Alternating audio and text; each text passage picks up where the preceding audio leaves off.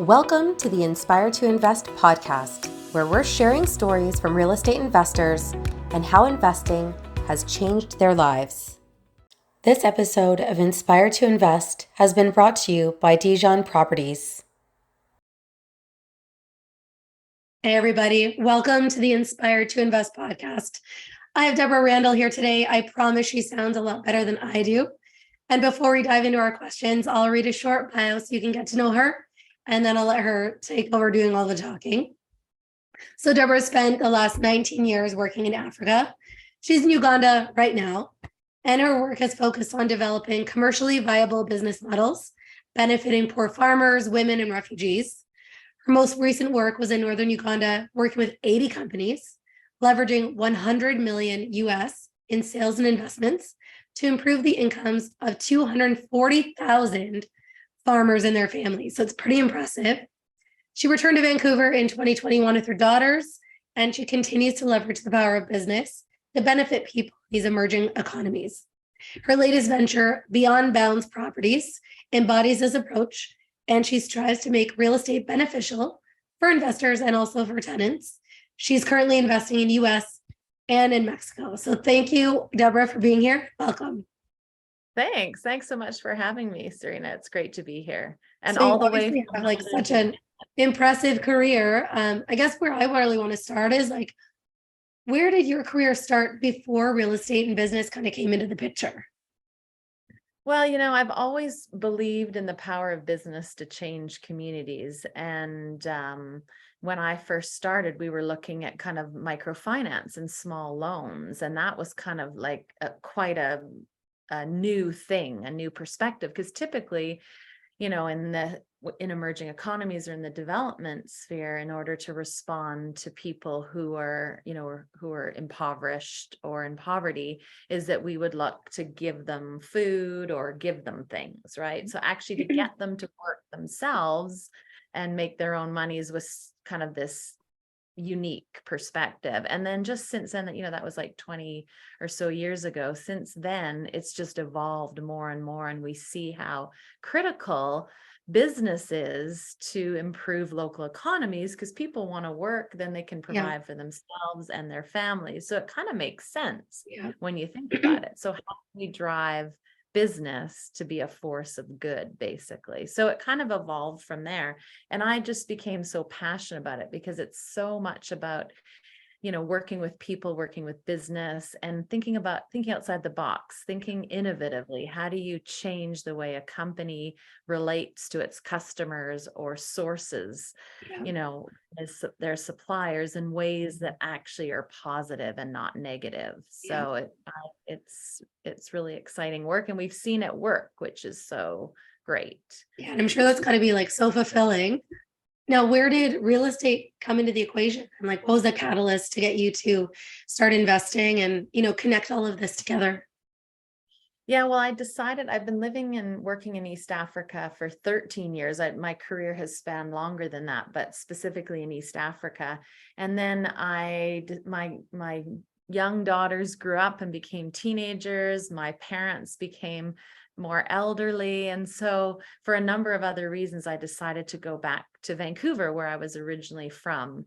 And so I did that. And then actually, because I'd been away for so long, I was out of Vancouver for 23 years. I was looking at, real estate. I wanted to find a home. And then the whole issue around affordability kind of struck me full in the face. And I was like, minute, and then just started delving deeper into that and realizing I'd always been quite passionate about real estate and house hacking and all that kind of stuff, when I was young, but I left Canada, so I couldn't do much of that.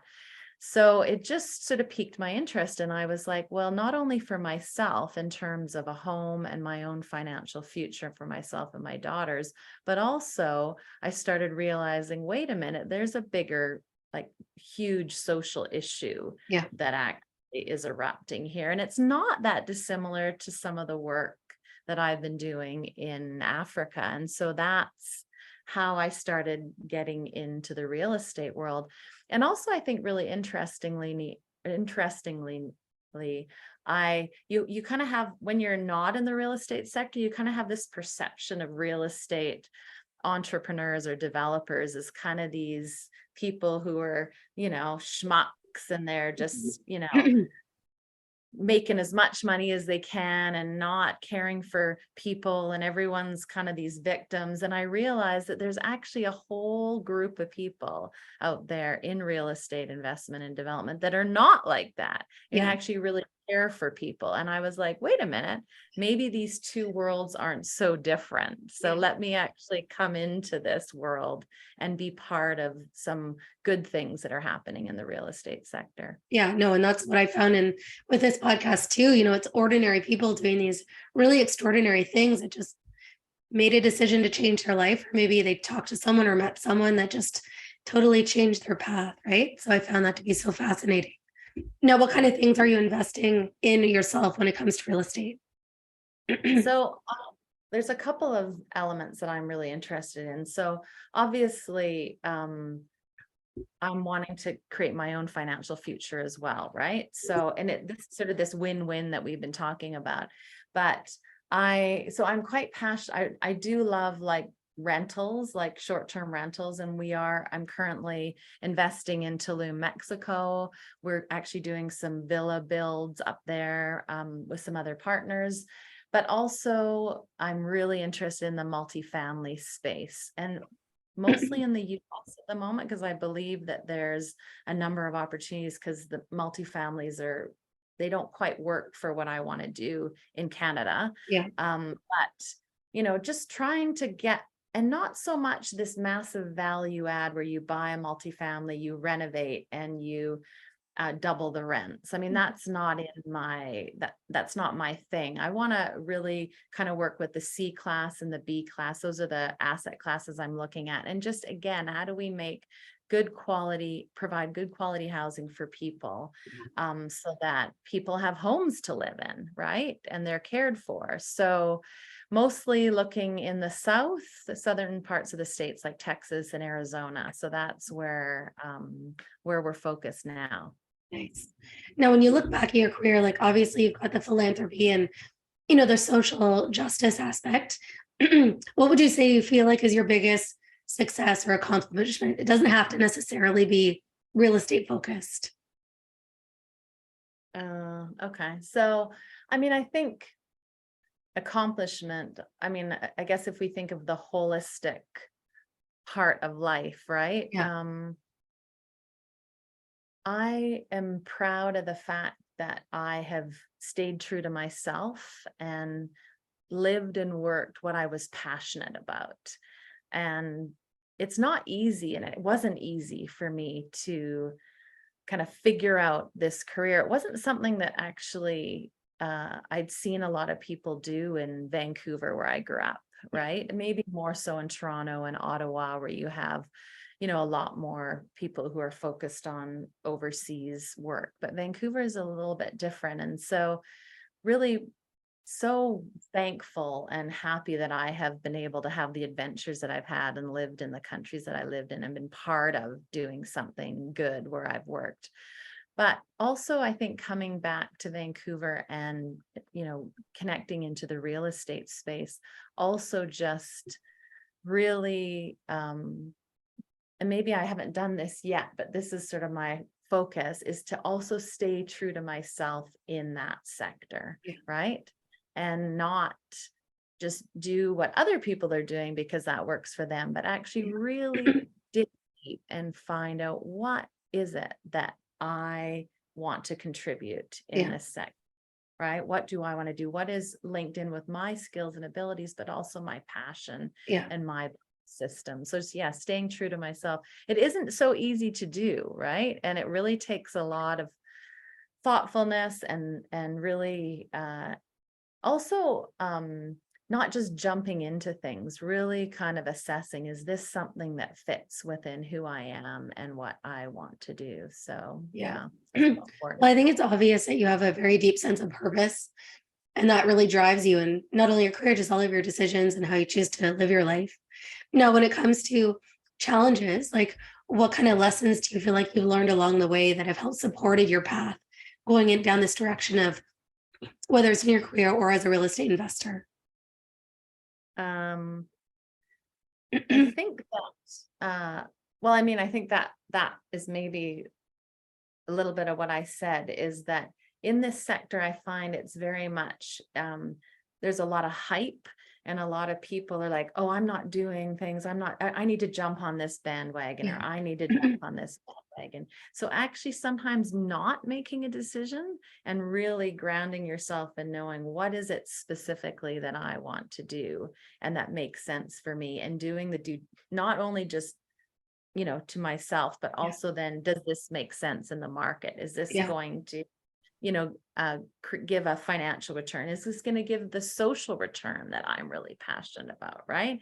And actually really, no, that's not going to work in that market. Or so where broadening my scope, focusing on that, bringing like-minded people together, right? So all of those things have been a challenge, Yeah. right? Especially in the market that we've been in, but also have been something that I'm determined even more to stay focused on. So, yeah. So when it comes to obstacles, like, I think your career is really, really interesting just in terms of the path that you've taken. And I'm sure that working with, not for profit and people that are in these impoverished situations, like, how do you overcome those obstacles to really connect with those people and, make that positive change?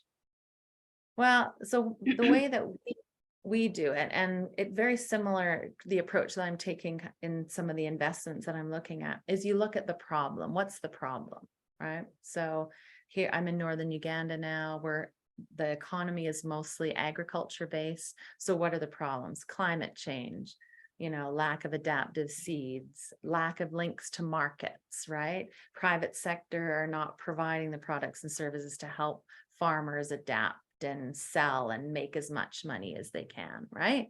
So, okay, so we know what the problems are. So now what do? Now we actually have to look at the market and find out what kind of changes in the way that business is being done is going to help provide those solutions, right? And sometimes the solutions aren't obvious. They're not there. It has to be an innovation. How do we do things differently?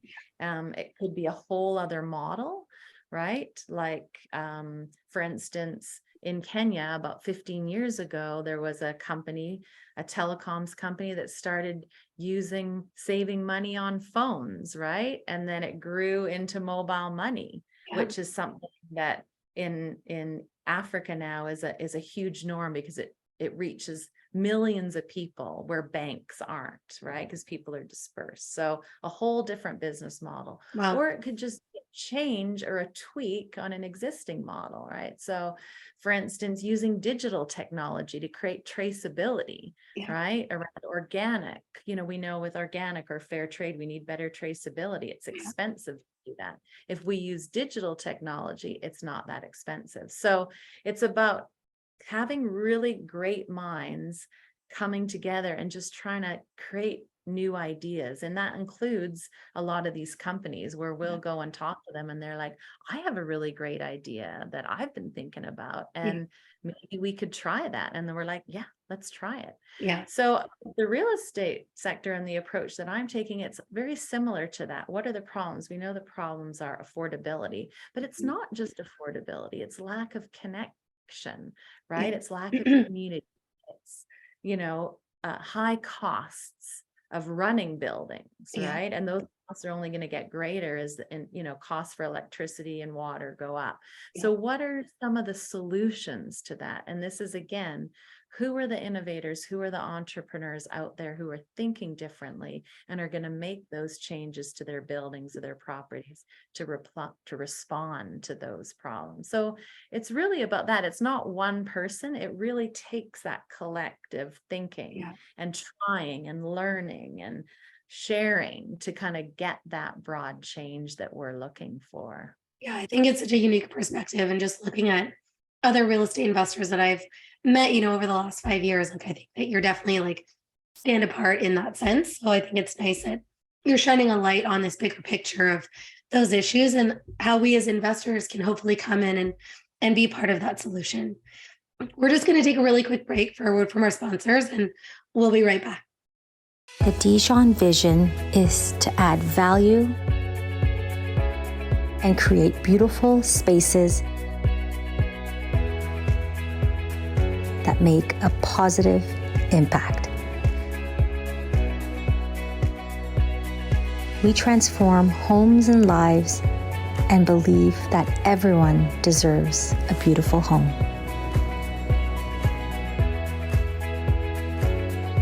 Thanks again for following along with this episode of Inspired to Invest. In addition to real estate, investing, and running my own brand experience agency for 18 years, I also published a book called The Accidental Entrepreneur in October of 2021. This is my story, and it chronicles how I turned tragedy into triumph to embrace my destiny in entrepreneurship.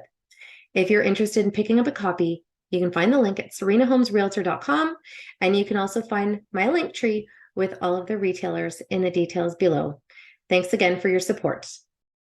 Welcome to the Inspired to Invest podcast. We're back here with Debora Randall, and she's talking about her interesting career, not only in philanthropy and helping out farmers in Africa, but also how that relates to her career as a real estate investor.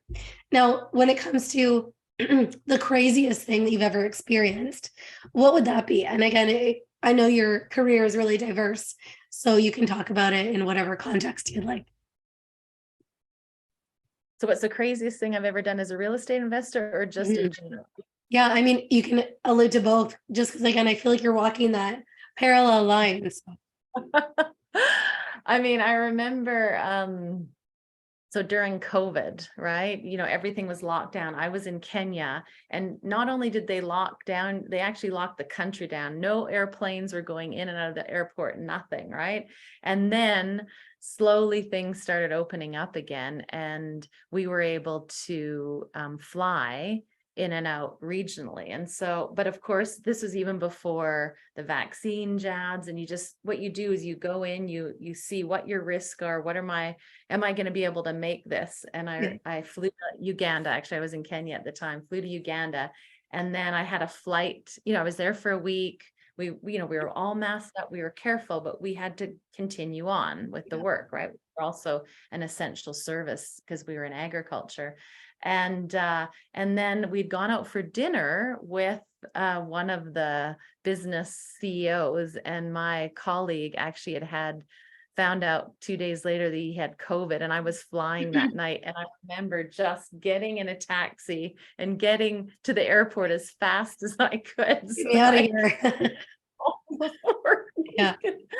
But there's lots of sort of crazy stuff we've been doing. But just recently, we were actually in Mexico at a conference, and we went down to Tulum and, took Tulum, Mexico, which is a little bit south of Cancun, and took a look at some of the opportunities there. We loved the town there. It's really an interesting place, very sustainably oriented, a lot of sustainable, environmentally, oriented builds, connecting with nature and the environment. And we decided to buy 2 lots right near the beach, and we're going to build some kind of eco type villas. And so that, I mean, it's maybe not so crazy. I'm sure other people have done crazy stuff, but it's really about, sometimes you got to just take risks. You don't just jump into things. Like I was saying, it's calculated, right? So going on a trip during COVID, I knew what I needed to do. I knew I could pretty much get back if I kind of, was careful. Same with, some of these investments that some people look at you and say, you're absolutely crazy. But sometimes you do have to take those calculated risks that are a little bit outside the norm to be able to get that new thing that not everyone is going towards. So that's Absolutely. Now, when you look back, what do you think is the best advice that you've ever been giving? I think when I first started my real estate work, someone said to me, build strong, not fast. And I felt like that was really great advice, right? And you hear, just to stay true to yourself, don't jump into things, be certain, even if it feels like everyone is rushing by you, make sure that your investments are sound and true to yourself and what you feel passionate about doing, right? So I really like that. Someone on my recording yesterday said, again, to that same point, like there's always going to be another bus coming, so Yeah. you don't have to worry about just rushing away if you need that time. And even if it does seem sometimes just to even give yourself peace of mind to know like this is the right path, right? So I think that's wise. And also, I think when we tend in this sector to be a bit in a frenzy, right? We got to hurry. We got to, we got to go. We got to invest. We got to invest. The opportunity is going to go. But Yeah. if we're open to opportunities, if we're kind of scouring the market, if we're connected to networks, we are going to find good opportunities, good things to invest in. I mean, Serena, you and I have spoken about this. There's almost too many choices. No. Right? It's about opening your mind up to that. And maybe Canadian, Vancouver, Toronto markets maybe aren't the best, but there are so many other places. The world is open to us. So it's kind of opening our minds and thinking outside of what we normally would think about. Yeah, no, and I think that's why these communities are so important, right? Because they expose you to all the different things that are out there. Now, you talked about, creating your own financial future and path. Do you have a particular freedom number in mind for you, what you're working towards? I mean, yeah, so I have a certain amount of cash flow that I'm working with, 30,000 a month kind of cash flow income, but also I want to be involved. And this is who knows where this will get to. This is my starting point anyways, 1,000 units. And I want them to be not affordable only, but people centered. So whether it's building community, whether it's co-housing, whether it's or a portion or affordable, but in some way they benefit people. Yeah. So those are the two things that I hold on to. Yeah, no, I love that. No, is there any particular quote that really inspires or motivates you? Yeah, I'd written one down. And actually it's from the guy that co-wrote the screenplay for A Space Odyssey. And I think this really resounds with me. And he says, "The only way to discover the limits of the possible is to go beyond them to the impossible." And he was a real champion of space travel, before that happened. And it's so interesting because we think, oh, we can't do it. We can't do it. But actually we can, and maybe we can't do it by ourselves. Yeah. Maybe we need others around us, or we need to partner with other people around us. But making the impossible possible is really what I've found the journey in my adult life has been, and believing in that. And so often it's our belief that stops us, right? But let's go beyond what we think that we can do.